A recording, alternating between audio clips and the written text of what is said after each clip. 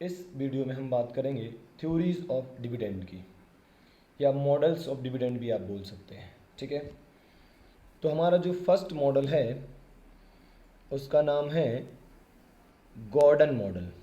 ठीक है, Gordon's model लिख दे रहा हूँ। ठीक है, क्या कहता है ये मॉडल, सुनिएगा ध्यान से, है ना। देखिए, as per this model dividend is relevant and dividend policy affects entities value। क्या मतलब हुआ? मतलब यही हुआ कि डिविडेंड पॉलिसी से शेयर की प्राइस पर इफेक्ट पड़ता है। समझ रहे हैं? So dividend is what relevant. इसका मतलब ऐसा नहीं है कि डिविडेंड दो या ना दो शेयर की प्राइस पर कोई फर्क नहीं पड़ेगा, है ना, ऐसा नहीं है। तो सर कैसा है? डिविडेंड बांटने या ना बांटने से, डिविडेंड के ज़्यादा होने या कम होने से शेयर की प्राइस अफेक्ट होती है। इसका मतलब dividend policy is relevant for determining share price, है ना, द प्राइस ऑफ शेयर अपन ऐसा बोल सकते हैं। ओके, दूसरी बात क्या है भाई, क्या कहता है ये model? As per this model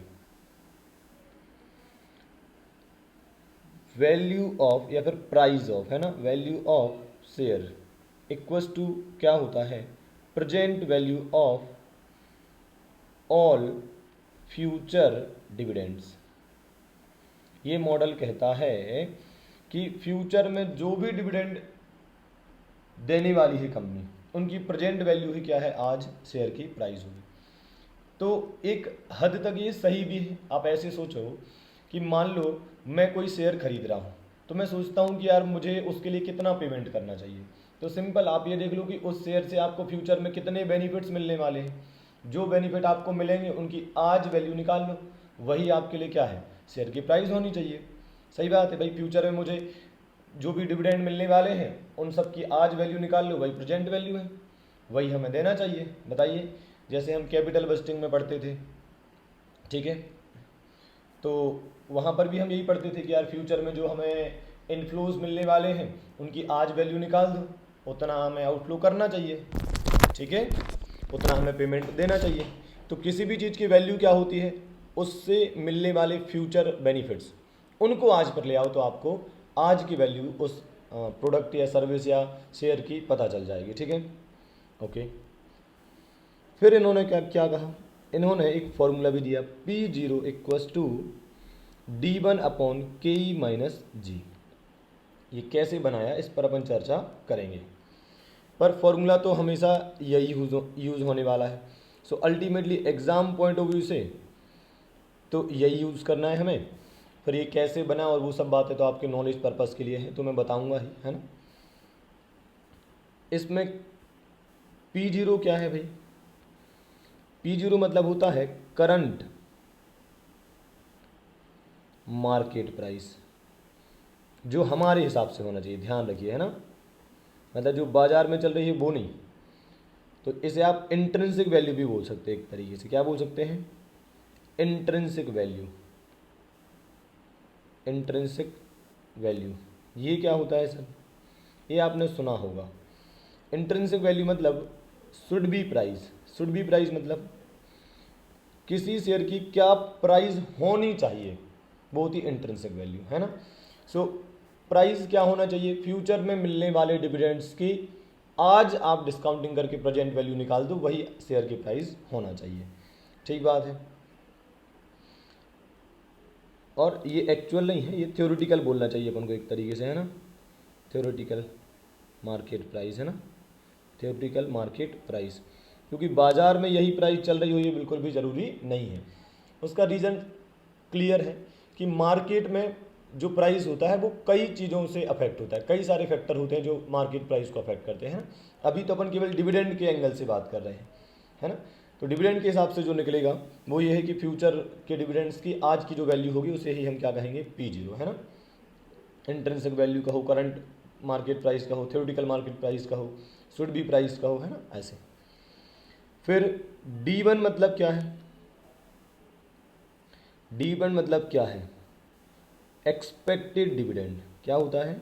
expected dividend, dividend to be paid, है ना, टू बी पेड, जो डिविडेंड हम फ्यूचर में पे करने वाले हैं।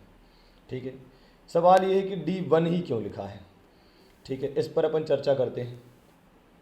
देखिए क्या होता है, ये एक टाइम लाइन देखिए आप। ठीक है, ये 0 ईयर है, ये फर्स्ट ईयर है, ये सेकंड ईयर है, ये थर्ड ईयर है, ये फोर्थ ईयर है और ये फिफ्थ ईयर है। ठीक है, मान लीजिए आज आप कोई शेयर 100 रुपये का खरीदते हैं, बताइए आपको डिविडेंड कब मिलेगा? अभी तुरंत मिल जाएगा? एक हाथ से आपने शेयर खरीदा, दूसरे हाथ में आपको डिविडेंड दे देगी कंपनी? नहीं, डिविडेंड आपको थोड़े समय बाद मिलता है, मतलब नॉर्मली 1 साल बाद मिलता है। तो आज आपने 100 का शेयर खरीदा, 1 साल बाद आपको डिविडेंड मिलेगा, तो यहाँ मिलेगा आपको डिविडेंड। तो इसलिए इसको क्या बोल देते हैं अपन? D1। क्या बोल देते हैं? D1। और इस 100 को क्या बोल देते हैं? P0। सो P0 मतलब आज जो हमने पैसा दिया, आज का प्राइस इज P0। ठीक है, आज का प्राइस इज P0। और D1 मतलब 1 साल बाद जो आपको डिविडेंड मिलेगा वो D1 है। तो इसका मतलब यहाँ जो डिविडेंड मिलता होगा वो D0 होगा। समझे आप बात को? लेकिन आपको D0 नहीं मिलेगा ना भाई। D0 मतलब आज जब आप शेयर खरीद रहे हो तो आज तक के शेयर होल्डर्स को क्या डिविडेंड मिलता है, वो D0 है। अब 1 साल बाद क्या मिलेगा, वो वही मेरे लिए रेलिवेंट है। मैंने आज शेयर खरीदा है तो 1 साल बाद कंपनी मुझे क्या देगी, वही मेरे लिए काम का है, तो वो कहलाता है D1, है ना। ऐसे यहाँ पर क्या हो जाएगा? D2, D3, D4, D5, ऐसे चलता है ये। ठीक बात है, तो बहुत आसान सी बात है, कोई इसमें परेशानी नहीं है। ठीक है, अच्छा एक और बात सर, ये डिविडेंड चेंज होते रहे क्या? हाँ, ऐसा हो सकता है भाई कि डिविडेंड हर साल चेंज होता रहे, है ना। तो हमारे लिए कौन सा रेलिवेंट है? अगर हमने आज शेयर खरीदा तो this D1 is relevant for us, है ना। ओके, और आगे चलते हैं। तो अपन ने क्या क्या समझ लिया? P0 मतलब क्या? आज का प्राइस, और उसको निकालने का तरीका क्या है? कल मिलने वाला डिविडेंड, तो D1 लिख लिया हमने। अब KE माइनस G, ये और समझ लेते हैं। KE मतलब होता है कॉस्ट ऑफ इक्विटी, या इसको अपन बोल सकते हैं expectations of the share holders. ठीक बात है, जो भी शेयर होल्डर की एक्सपेक्टेशन है वही क्या है हमारे लिए? कॉस्ट है। या आप इसे बोल सकते हो opportunity cost of the share, opportunity cost for the share holders. जैसे आपने मतलब कंपनी ने कुछ पैसा कमाया, अब कंपनी ने कुछ पैसा कमाया तो उसे रिटेन अर्निंग अपन बोल रहे हैं। अगर वो शेयर होल्डर को नहीं बांटते हैं तो उस रिटेन अर्निंग को अगर आप शेयर होल्डर को बांट देते, तो उस रिटेन अर्निंग को अगर आप बांट देते तो शेयर होल्डर उसे कहीं और लगा देते, कहीं और इन्वेस्ट कर देते, तो वो कुछ ना कुछ तो कमाते ही ना। तो वो जो भी कमाते वही कम से कम उतना तो एक्सपेक्ट करेंगे कि कंपनी भी उन्हें कमा कर दे, है ना। तो वो उनकी एक्सपेक्टेशन समझ लेते हैं अपन, है ना। सपोज एक कंपनी ए है, ठीक है, कंपनी ए है और कंपनी ए ने सपोज 10,000 रुपये कमाए हैं, ठीक है। तो इनका अर्निंग कितना है? 10,000 रुपये। अभी ये अर्निंग मान लो ये शेयर होल्डर्स को दे देते हैं, तो शेयर होल्डर्स क्या करेंगे? ये शेयर होल्डर्स इस अमाउंट को कहीं और इन्वेस्ट करेंगे, कहीं और करेंगे मतलब मान लो वो कंपनी बी में करेंगे, ठीक है, कंपनी बी में करेंगे और कंपनी बी जो रिटर्न देगी वो है सपोज 15%। इसका मतलब क्या हुआ कि शेयर होल्डर्स चाहें तो जो अमाउंट उन्हें कंपनी से मिलने वाला है, अगर वो मिल जाता है तो उसी अमाउंट को कंपनी बी में इन्वेस्ट कर सकते हैं और वहाँ से 15% कमा सकते हैं। ये बात क्लियर है। अब अगर कंपनी ए पूछे अपने शेयर होल्डर्स से कि बताओ शेयर होल्डर्स, हमने जो 10,000 रुपये कमाया है अगर हम आपको ना दें बल्कि हम ही रिटेन कर लें, तो आप हमसे क्या रिटर्न एक्सपेक्ट करेंगे, क्या रिटर्न आप हमसे चाहेंगे? तो शेयर होल्डर्स पता है क्या कहेंगे? कम से कम 15% तो चाहिए ही। क्यों ऐसा कहेंगे शेयर होल्डर्स? क्योंकि यार शेयर होल्डर ऐसे सोचेगा ना, सपोज मैं शेयर होल्डर हूँ तो मैं कैसे सोचूंगा कि यार मैं कहीं और लगाऊंगा तो भी मुझे 15% तो मिल ही रहा है ना। तो मैं अपनी कंपनी से भी यही कहूँगा कि देखो, अगर तुमको अमाउंट डिविडेंड के रूप में नहीं बांटना है तो मत बांटो, तुम ही रख लो, पर हाँ ध्यान रखना हमको कम से कम 15% तो चाहिए ही। समझे अब बात को? तो ये होती है शेयर होल्डर की एक्सपेक्टेशन, है ना, जैसे हम कॉस्ट ऑफ इक्विटी के नाम से जानते हैं। अच्छा, कॉस्ट ऑफ इक्विटी क्यों बोलते हैं? क्योंकि समझना, अगर कंपनी ए शेयर होल्डर को 15% रिटर्न देती है तो शेयर होल्डर के लिए वो क्या हो गया? रिटर्न हो गया, उनकी एक्सपेक्टेशन हो गई। और कंपनी ए के लिए तो एक तरीके से आउटफ्लो है, तो उनके लिए क्या हो गया? इक्विटी से पैसा उठाने का खर्चा हो गया, ये कॉस्ट ऑफ इक्विटी। सिंस हमने इक्विटी इशू करी थी कभी, इस वजह से आज हमें 15% पे करना पड़ रहा है, तो कंपनी के एंगल से क्या है? खर्चा, और शेयर होल्डर के एंगल से क्या है? रिटर्न। ठीक बात है। इसे अपन अपॉर्चुनिटी कॉस्ट भी कहते हैं, है ना। कैपिटल बस्टिंग में बहुत सारे नाम अपन ने इसके सुने थे, है ना। इसको अपन अपॉर्चुनिटी कॉस्ट भी बोलते हैं, केई को। ठीक है। इसके अलावा सिंपल शब्दों में अपन बोलेंगे इसे डिस्काउंटिंग रेट। ठीक बात है, ये भी हमने कैपिटल बस्टिंग में डिस्कस किया था। तो देखो भाई, फॉर्मूला क्या था? P0 equals to D1 upon KE minus G। तो P0 क्या है अपन ने समझ लिया, D1 क्या है अपन ने समझ लिया, और KE क्या है वो भी अपन ने समझ लिया है। ठीक बात है। अब बात आती है कि ग्रोथ रेट क्या है। ठीक है, तो ग्रोथ रेट पर आ जाते हैं। G फॉर ग्रोथ रेट, ये क्या है साहिब? ग्रोथ रेट आता है B इंटू आर करके। B क्या होता है? Retention ratio. क्या होता है? Retention ratio. ठीक है, या रिटेंशन परसेंटेज बोल सकते हैं अपन। भाई कंपनी ने जितना कमाया है उसमें से कुछ बांट देगी, कुछ बचा लेगी। सपोज 10 रुपया कमाया, 5 बांट दिया, 5 बचा लिया, तो जो बचा लिया वो परसेंट कितना होगा? 50% है ना। 10 का 5 कितना होगा? 50%। और ये आर क्या होता है? एक सेकेंड, ये आर क्या होता है? ये होता है ROI, रिटर्न ऑन इन्वेस्टमेंट। मतलब अगर कंपनी अपने पैसे को इन्वेस्ट करेगी, जैसे कंपनी ने 10,000 रुपये कमाए और शेयर होल्डर को नहीं बांटा, तो उस 10,000 रुपये को कहीं तो कंपनी इन्वेस्ट करेगी, कहीं भी इन्वेस्ट करेगी, तो उस जो भी जिस परसेंट से वो कमाएगी उसे बोलते हैं रिटर्न ऑन इन्वेस्टमेंट। हालांकि ये चीज़ें आपने लास्ट वीडियो में सुनी होंगी, मैंने आपको बताया था ग्रोथ क्या होता है। दुनिया में जो लोग रिटेन करते हैं वही लोग ग्रो करते हैं। अगर आप पूरा पूरा डिस्ट्रीब्यूट करते जाओगे तो आप उतना ही कमाओगे जितना आप पहले कमाते थे। अगर आपको ग्रो करना है तो आपको रिटेन करके और उस अमाउंट को कहीं इन्वेस्ट करना होगा, है ना। So growth rate depends on किस बात पर? कि आपने बचाया कितना है और आप उसको कहीं पर इन्वेस्ट करके उस पर कितना कमाओगे। सपोज आपने 50% बचा लिया, जितना कमाया था उसमें से 50% शेयर होल्डर को दे दिया, 50% बचा लिया, और आप इसको 20% से कहीं पर इन्वेस्ट करेंगे तो कितना आ जाएगा? ये 10%। 50 का 20% कितना होगा? 10%। ये हो जाएगी आपकी ग्रोथ रेट। हालांकि इसको बहुत अच्छे से डिस्कस किया था अपन ने लास्ट वीडियो में। ठीक है, तो ये होगी हमारी ग्रोथ रेट। अब समझना, इस ग्रोथ रेट का एक और यूज़ है। ये क्या था formula? P0 equals to D1 upon KE minus G, है ना। तो इस ग्रोथ रेट का एक और यूज़ बताता हूँ, ये कैसे काम करता है। सपोज आज तक कंपनी डिविडेंड देती थी 10 रुपये, ठीक है।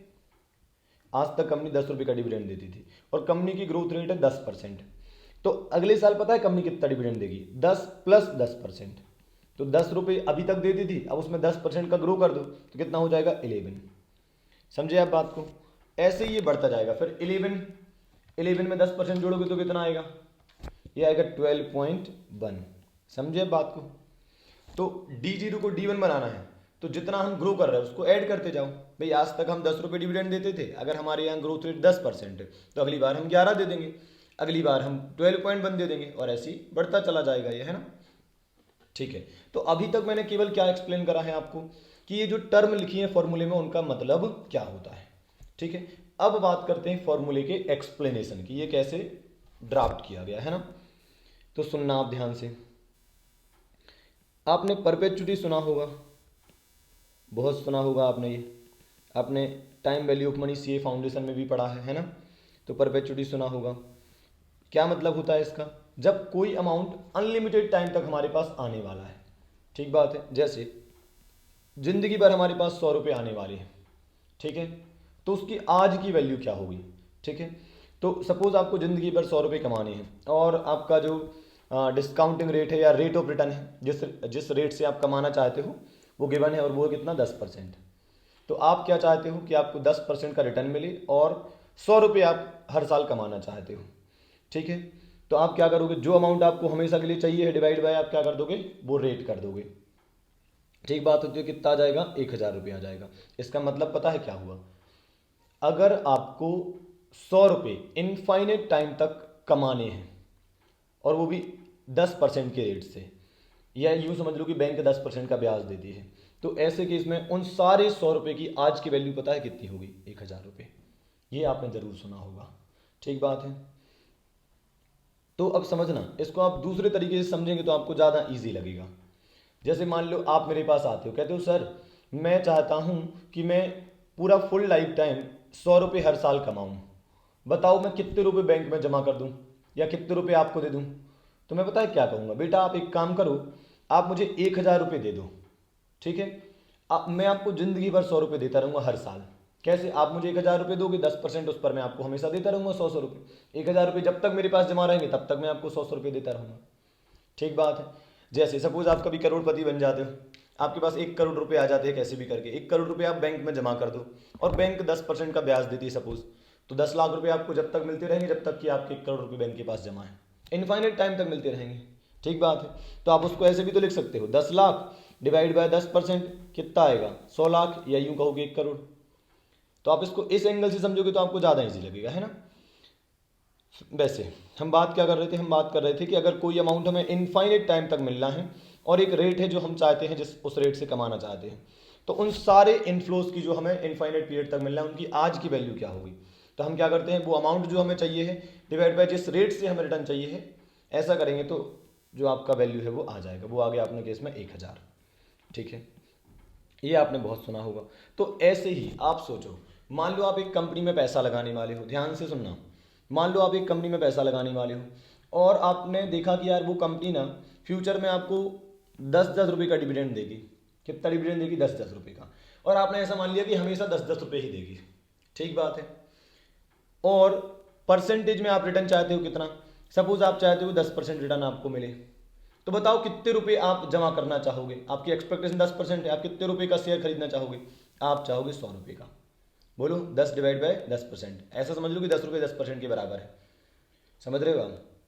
तो टोटल कितना हुआ, 100 रुपये। तो 100 का शेयर आप खरीदना चाहोगे, आप 100 का शेयर खरीदना। और अगर आपको पता है कि कंपनी 10% रिटर्न देती है तो हर साल आपको 10-10 रुपये मिलते चले जाएंगे। बोलो यारो, तो इसका मतलब आप किसी कंपनी के शेयर की प्राइस आराम से निकाल सकते हो डिविडेंड के हिसाब से। हालांकि शेयर की प्राइस बहुत सारे अदर फैक्टर्स पर डिपेंड करती है, पर नॉर्मली हम इतना तो कह ही सकते हैं कि डिविडेंड पर भी बहुत हद तक डिपेंड करती है। तो सपोज मुझे पता है कि कोई कंपनी का पास्ट देखते हुए मैंने अंदाज़ा लगाया कि वो हर साल 10 रुपये का डिविडेंड आगे भी बांटेगी, ठीक बात है। और आपका जो रेट है, जिस रेट से आप कमाना चाहते हो वो 10% है, तो आपको 100 रुपये जमा करने चाहिए। 100 रुपये आप जमा करेंगे तो उसका 10% 10-10 रुपये आपको मिलता रहेगा। इस 10% को आप अलग अलग नाम दे सकते हो, आपकी एक्सपेक्टेशन या जिस रेट से आप कमाना चाहते हो, ठीक बात है। या यूँ कहो कि जिस रेट से कंपनी आपको रिटर्न देने वाली है, ठीक है। या आपको लगता है कि कंपनी 10% रिटर्न देती है तो फिर बहुत बढ़िया है, 10 रुपये आपको चाहिए और कंपनी 10% रिटर्न देती है, तो क्या होगा आपके लिए, 100 रुपये आपको जमा करने पड़ेंगे, ठीक है। तो देखो मैं इसको अलग अलग एंगल से क्यों बोल पा रहा हूँ, क्योंकि समझना, ये कंपनी है और इधर आप शेयर होल्डर हो, ठीक है।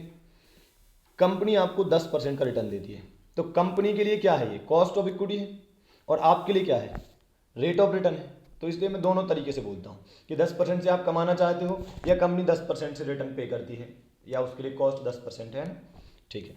तो बिल्कुल परपेचुटी कोई मैंने लगा दिया, एक फिक्स अमाउंट है जो आपको जिंदगी भर चाहिए, बताओ उसकी आज वैल्यू क्या होगी, गिवन दैट रेट 10% है, रेट ऑफ रिटर्न 10% है। तो आपको इस केस में 1000 रुपये जमा करने पड़ेंगे, ठीक है। और इस केस में कंपनी का जो शेयर प्राइस होगा वो 100 रुपये होगा, है ना। तो अब से दिमाग में बिठाओ, अगर आपको किसी भी कंपनी की करंट मार्केट प्राइस थ्योरेटिकली आप जानना चाहते हो कि लगभग कितनी प्राइस होना चाहिए, इंट्रिंसिक वैल्यू क्या होना चाहिए, तो देख लो वो कंपनी का शेयर फ्यूचर में आपको कितने फायदे पहुंचाएगा।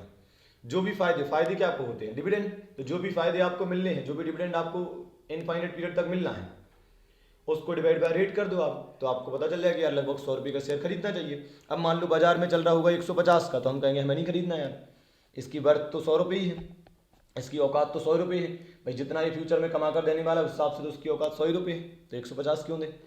और अगर 80 का हुआ तो खरीद लेंगे, हमको लगेगा कि यार 100 की वर्थ है और 80 में मिल रहा है, खरीद लो, अंडर वैल्यूड चल रहा है ना, ऐसा कुछ। तो आई होप आप ये बात समझ गए होंगे।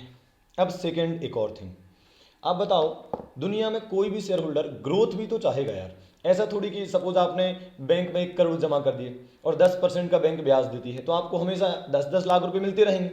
क्या आपको जिंदगी भर 10-10 लाख मिलेंगे तो आप खुश हो जाओगे? नहीं होगे आप खुश। बताओ क्यों? क्योंकि यार देखो, आज 1 करोड़ पर 10 लाख मिलेंगे तो तुम खुश हो जाओगे कि ठीक है, लेकिन क्या कल भी 10 लाख की वैल्यू 10 लाख रहेगी? क्या आज से 100 साल बाद भी 10 लाख की वैल्यू 10 लाख रहेगी? नहीं ना। तो इन्फ्लेशन भी तो कुछ होता है ना। तो आप क्या चाहोगे, कहीं ना कहीं कुछ ग्रोथ भी तो हमारी होनी चाहिए ना यार। केवल फिक्स अमाउंट मिलता रहेगा तो एक ना एक दिन हम परेशान हो जाएंगे, हमको पैसा कम पड़ने लगेगा। तो हर एक शेयर होल्डर, जो आज का शेयर होल्डर है वो एक रेशनल पर्सन है, वो ग्रोथ भी चाहेगा, ठीक है। तो अब ग्रोथ को भी हमें कंसिडर करना पड़ेगा। तो एक तो हमने ले लिया क्या, डिविडेंड ऊपर, और नीचे लिया है हमने क्या, केई, मतलब डिस्काउंट रेट से हम डिवाइड कर रहे थे। अब growth rate, suppose growth rate हम एक्सपेक्ट करते हैं, या यूँ समझो कि कंपनी की ग्रोथ रेट कितनी है। तो कंपनी की ग्रोथ रेट हमने पता की, सपोज वो है आपकी 5%, कंपनी 5% से ग्रो कर रही है, ठीक बात है।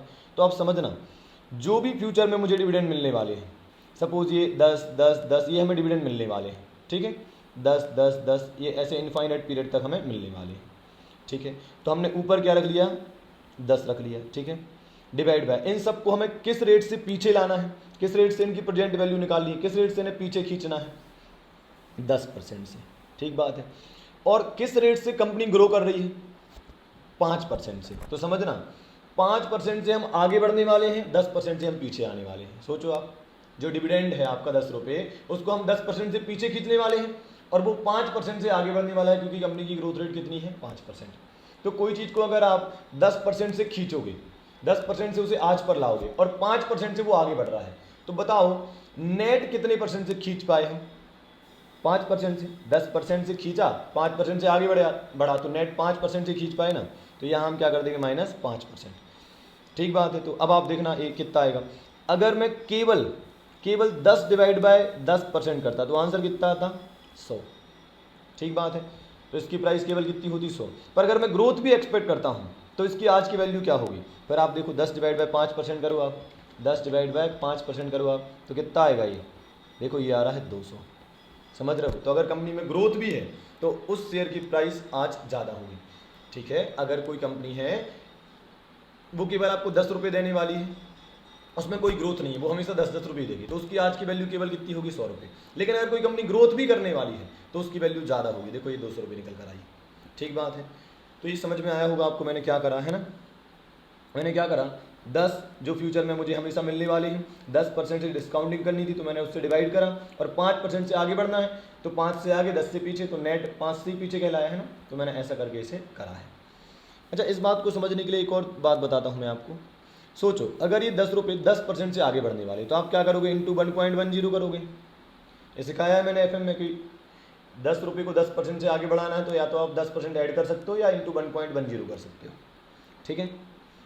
और सोचो अगर हमें 10% से इसकी डिस्काउंटिंग करना है, मतलब 10% से पीछे खींचना है, तो आप डिवाइड बाई भी 1.1 करोगे। सोचो 10% से आगे बढ़ाना है तो इंटू 1.10 करोगे, 10% से पीछे खींचना है तो डिवाइड बाई 1.10 करोगे, तो दोनों कट जाएंगे, तो अल्टीमेटली तो 10 ही बचेगा ना। समझे आप मेरी बात को। तो इसका मतलब ये है कि KE से ग्रोथ रेट कम होगी तो ही आप आगे बढ़ पाएंगे। समझे आप बात को। जैसे अगर ये दोनों बराबर हो गए, ग्रोथ रेट और KE, तो फिर आंसर कितना आएगा आपका, कुछ नहीं मिलेगा, आप वहीं के वहीं रहोगे, है ना। तो इस मॉडल की एजम्पशन भी है कि KE हमेशा क्या होना चाहिए, ज़्यादा होना चाहिए ग्रोथ रेट से, ठीक है। अगर कम हो गया या बराबर हो गया तो या तो 0 आ जाएगा या माइनस में आंसर आ जाएगा, है ना। सो अब देख लो, फाइनली ये था आपका formula, P0 equals to dividend upon KE minus G, है ना। कंक्लूड कर रहा हूँ, ध्यान से सुनना। मुझे अगर किसी शेयर की प्राइस आज जाननी है तो मैं पूछूंगा कि अगले साल ये कितना डिविडेंड देने वाला है, बोले 10 रुपये, ठीक बात है। तो इसकी डिस्काउंटिंग करना है, ज़िंदगी भर ये हमें 10-10 रुपये देगा, इसकी डिस्काउंटिंग करना है।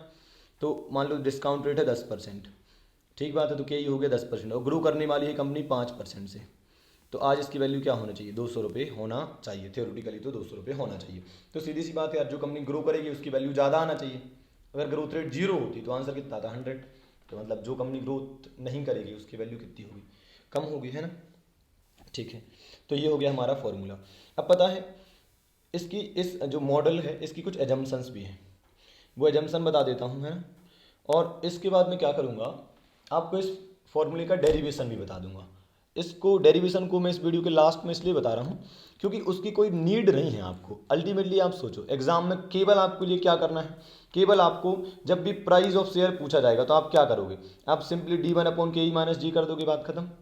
समझे आप बात को, आपको कोई डिराइव करके तो वहाँ बताना नहीं है। तो डेरिवेशन का एकमात्र यूज और वो क्या है, अंडरस्टैंडिंग समझ लो आप, नॉलेज समझ लो।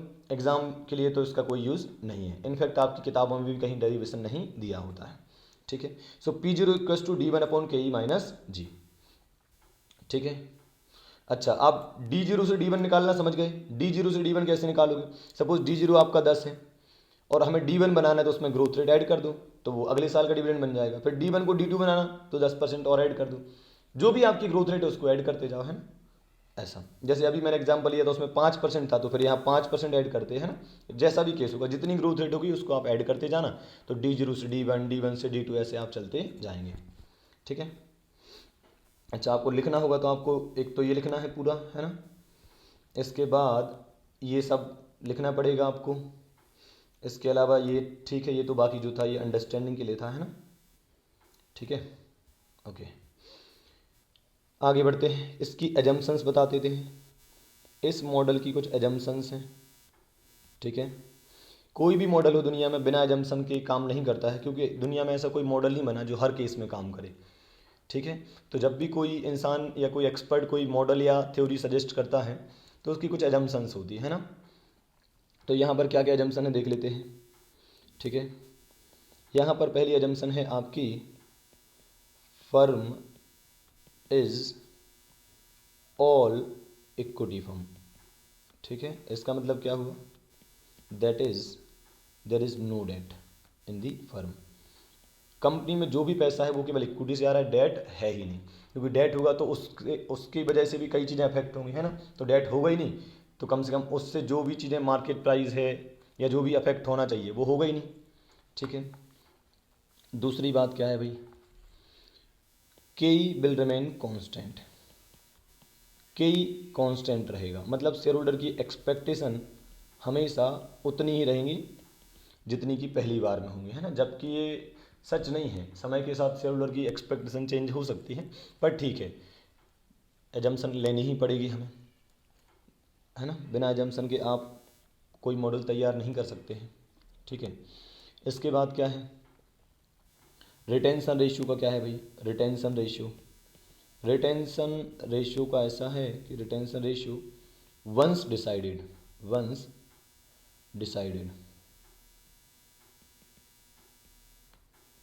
will remain constant. Retention ratio जिस पर ग्रोथ रेट डिपेंड करती है ना, तो रिटेंशन रेशियो एक बार जो भी डिसाइड हो जाएगा, जैसे कंपनी ने सोचा कि यार हम जो भी कमाएंगे उसका 60% बचा कर रखेंगे, रिटेन करके रखेंगे, तो एक बार डिसाइड कर लिया आपने 60%, अब हर बार 60% ही रहेगा, है ना। इसके बाद आपका ROI, जिसे अपन ने R से डिनोट किया था, है ना, ROI विल रिमेन कांस्टेंट, मतलब कंपनी जिस रेट से कमाएगी वो रेट भी क्या रहेगी, फिक्स रहेगी। सीधी सी बात है यार, अगर सारी चीज़ें चेंज होंगी तो आप कोई मॉडल फिक्स कर ही नहीं पाओगे। चीज़ों को कांस्टेंट रखोगे तभी तो आप कुछ बोल पाओगे, कुछ मॉडल आप बता पाएंगे, है ना। अब देखो ना, रिटेंशन रेशियो भी सेम रहेगा, ROI भी सेम रहेगा, तो इन दोनों से मिलकर क्या बनता है, ग्रोथ। तो इसका मतलब क्या हुआ, अगले एजम्पशन क्या होना चाहिए, growth rate will also remain constant. Growth rate will also remain constant. ठीक बात है, ओके। और फाइनली के जो होगा आपका वो हमेशा आपकी ग्रोथ रेट से ज़्यादा होगा। क्यों सर, ऐसा क्यों बोल रहे हैं आप, क्योंकि अगर हमने ऐसा नहीं माना तो ये फॉर्मूला एग्जिस्ट ही नहीं करेगा, ये काम ही नहीं करेगा। जिस दिन के और ग्रोथ रेट बराबर हो जाएंगे तो आप देखो डिनोमिनेटर में जीरो आ जाएगा या माइनस में आ जाएगा, तो पूरा आंसर ही माइनस में आ जाएगा, तो ये इम्प्रैक्टिकल हो जाएगा। नहीं कर लेते हैं डेरिवेशन की, गॉर्डन मॉडल के डेरिवेशन की। तो वैसे एग्जाम पॉइंट ऑफ व्यू से तो अपना काम हो गया है, और अपन ने देखा कि यार गॉर्डन मॉडल कुछ नहीं है, बस परपेचुटी ही है ना, कि फ्यूचर में जो बेनिफिट मिलने वाले हैं उसकी आज की वैल्यू निकाल दो तो गॉर्डन मॉडल हो गया, है ना। So growth perpetuity is Gordon model, है ना, बहुत आसान है। तो अभी मैं आपको डेरिवेशन बताने वाला हूँ जिसका एग्ज़ाम में कोई नीड नहीं है, पर ठीक है, अंडरस्टैंडिंग पर्पज से अपन समझ लेते हैं।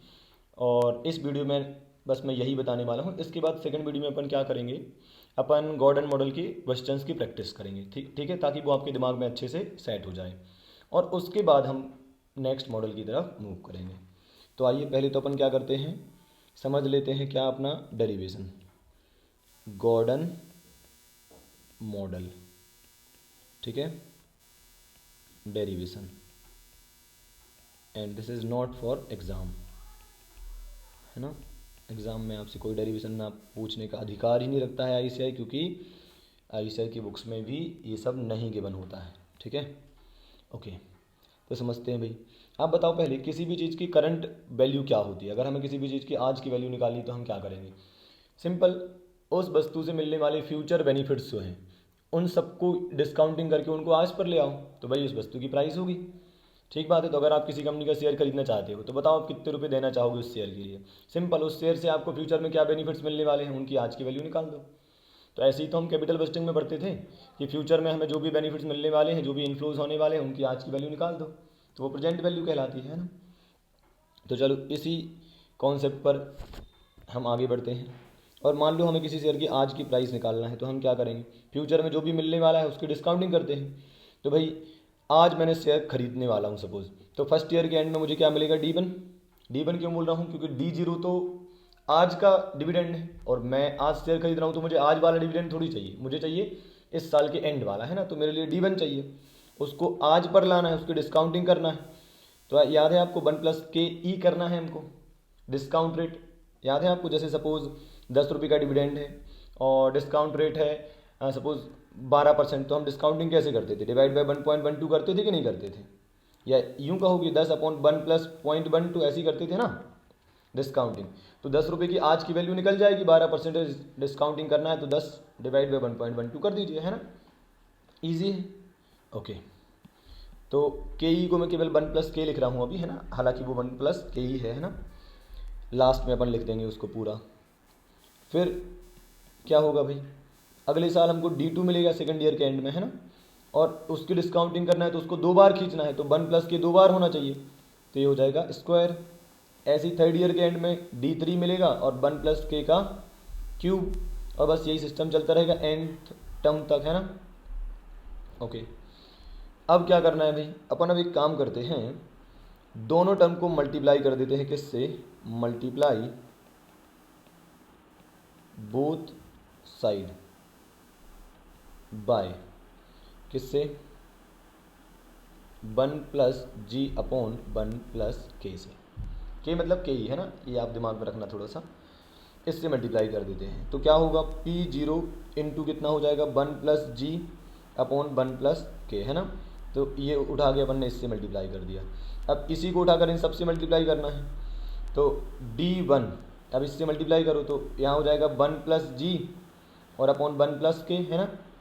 तो देखा जाए तो अपन ने इस टर्म को D1 से मल्टीप्लाई कर दिया, है ना, इसका इससे, है ना, ठीक है। ओके, एक सेकंड, इसको गलत लिख दिया मैंने, ये ऐसा होगा ना, D इंटू 1+G और 1+K डिनोमिनेटर में है, तो 1+K इंटू 1+K होगा तो क्या हो जाएगा, 1+K का स्क्वायर हो जाएगा, क्या बोलते हैं आप, है ना। फिर प्लस D2 से मल्टीप्लाई करो, अब मतलब इस वाली टर्म से मल्टीप्लाई करो इसको, तो क्या होगा, D2 into 1+G upon 1+K square already है उसमें, 1+K का मल्टीप्लाई हुआ तो कितना होगा, 1+K का क्यूब हो जाएगा नहीं।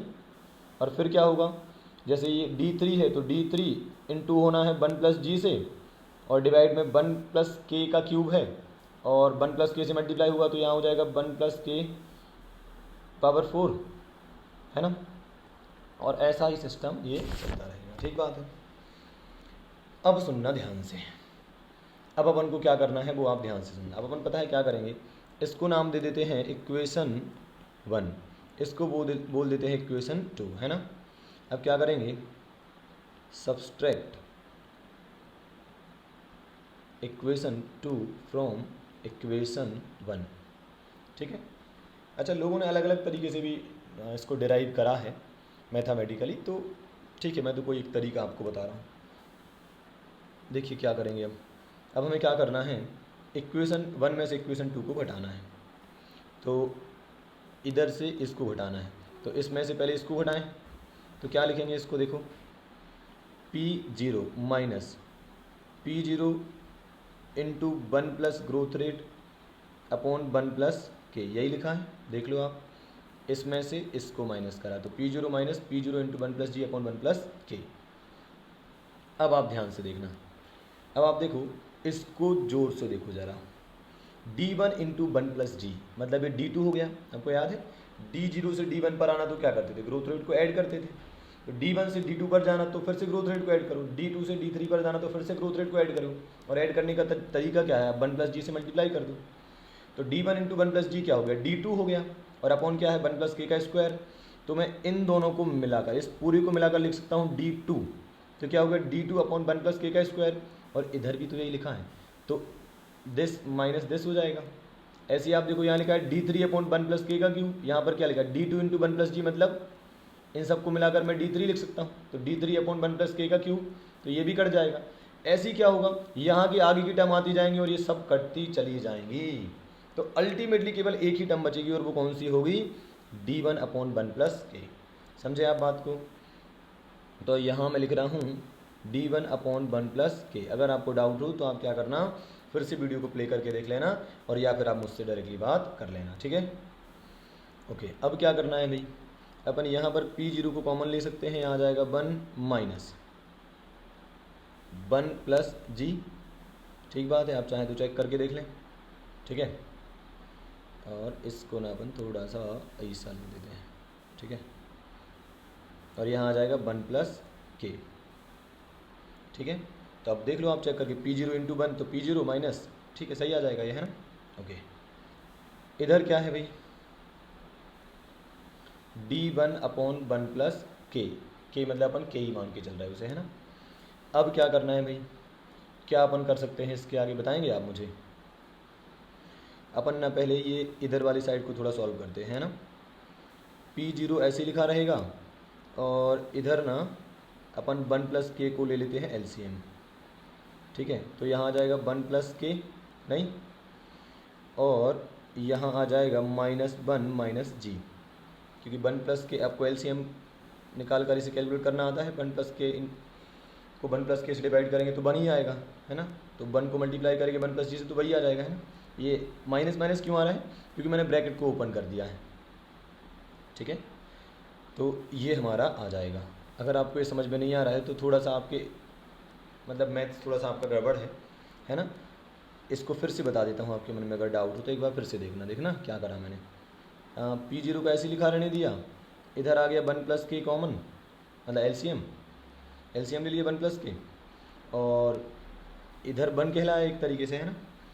तो ये आ जाएगा यहाँ पर 1 प्लस के और माइनस, अब इससे तो 1 ही आएगा, 1 प्लस के डिवाइड बाई 1 प्लस के 1 ही आएगा, और 1 इंटू 1 प्लस जी ही रहेगा। पर ब्रैकेट को ओपन करेंगे तो ये -1 हो जाएगा और ये माइनस जी हो जाएगा, है ना। तो ये थोड़ा सा मैंने डायरेक्ट कर दिया, काम इतना है ना। और यहाँ है D1 अपॉन 1 प्लस के। अब बाकी को मैं यहाँ लिख देता हूँ, ठीक है। तो इसको सॉल्व करेंगे तो देखना ये 1 और ये 1 कट जाएगा, तो केवल क्या बचा, के ई माइनस जी बचा, है ना। तो देखना P0 अंदर क्या बच रहा है, के ई माइनस जी, और अपॉन में 1 प्लस के, ये इतना बच रहा है, ठीक है। ये पूरा एक ही टर्म है देखा जाए तो, है ना, ये पूरा एक ही टर्म है। और इधर हो जाएगा आपका D1 अपॉन 1 प्लस के, जो यहाँ पर मैं पूरा नहीं लिख पाया था, ठीक है। अब क्या करें साहब, बताइए आप। अब एक काम करते हैं, P0 को ऐसा लिखा रहने देते हैं और यहाँ लिख देते हैं D1 अपॉन 1 प्लस के, और इसको उधर साइड भेजते हैं, यहाँ ये मल्टीप्लाई में है तो उधर डिवाइड में जाएगा, तो 1 अपॉन, मैं इसको कैसे लिख सकता हूँ, के ई माइनस जी अपॉन 1 प्लस के। तो इतना टाइम पास करने से ये है, अच्छा है कि आप पलट दो इसे, मतलब 1 प्लस के ऊपर लिख दो, के ई माइनस जी को नीचे लिखा रहने दो, ठीक है। मैं ऐसा लिख सकता हूँ। तो देखो मैं इसको हटाकर क्या लिख रहा हूँ, अब पलट कर लिख देता हूँ। तो ये हो जाएगा 1 प्लस के अपॉन में हो जाएगा के ई माइनस के ई माइनस जी या फिर के माइनस जी, अभी तो के ही लिख रहे थे ना अपन, तो के ही लिखा रहे थे, के माइनस जी, ये और ये कट जाएगा। तो अब देखो P zero upon sorry P zero equals to D one upon K E minus जी तो बचा है ना। तो आसान है, लो आपका फॉर्मूला तैयार है ना, आसान है, कोई दिक्कत नहीं है। थोड़ा सा मैथ आपको लगाना है और वो हो जाता है, पर ठीक है, अपन को इसकी कोई खास नीड नहीं है। आप सोचो इस सबका हम क्या करेंगे, इतना खिचड़ी पकाकर हमने फाइनली निकाल लिया कि P zero equals to D one upon K E minus जी। तो ठीक है, अच्छा है, लेकिन हमारे लिए रिक्वायरमेंट इसकी नहीं है। ठीक है, अगर आपको इसमें कुछ डाउट है तो आप मुझे बता देना, तो मैं एक बार और इसे अच्छे से समझा दूँगा आराम से, है ना। ओके।